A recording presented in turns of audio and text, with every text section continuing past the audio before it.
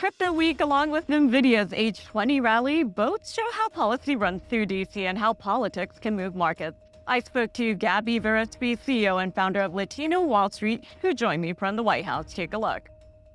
Gabby, you're joining us from the White House today. House Republican plans to advance 3 major crypto bills hit a wall on Tuesday. So what does this all mean for the legislation and positioning the U.S. as the world's crypto capital? Thank you so much, Remy. Yes, as you say, it's Crypto Week. That's how the House of Representatives has named this week because of that legislation. So the markets have actually been reacting in a very positive and enthusiastic way because this is a huge what could become the new era of cryptocurrency. So to start, we want to pass that Genius Act that allows for the stable coins to be regulated. We also want to pass what's called a Clarity Act to have some clarity about, the role of the SEC and how it's going to regulate cryptocurrencies. And most importantly, we want to pass the anti-CBDC Surveillance Act, the digital coin in the central bank. So it's very important. We are paying attention and very closely about what these 3 will, how they will evolve. And Gabby, speaking of record highs here on Wall Street, we're keeping a close eye on NVIDIA. Now the company's shares jumped 4% on Tuesday to close at new record highs above $170 per share. And this after saying it can start selling its H20 chips to China again, along with a new AI chip that meets U.S. export rules. And that move could unlock billions in revenue. So what does the comeback tell you, especially as we saw about $161 billion added to its market cap earlier this week?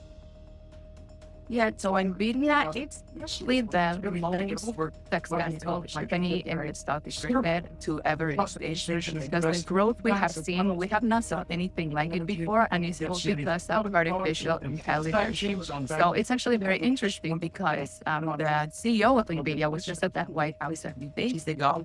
So we've been following closely what the need for the next stage of NVIDIA. But right now, what we are seeing is massive growth. We do believe this is the beginning of it. There's a lot more to do with AI.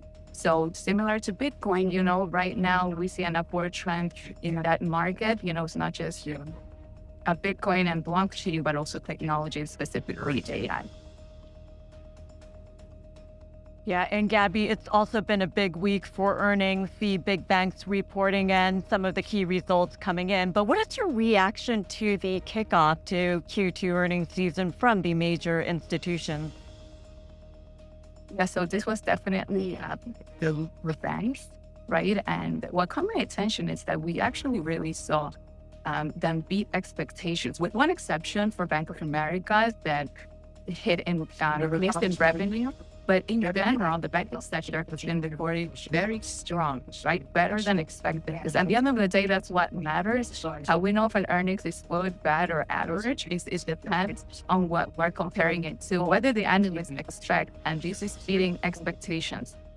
So the banking sector is going to be very interesting because we're going really to depend what the Fed is going to do with interest rates. And that right now is the main thing.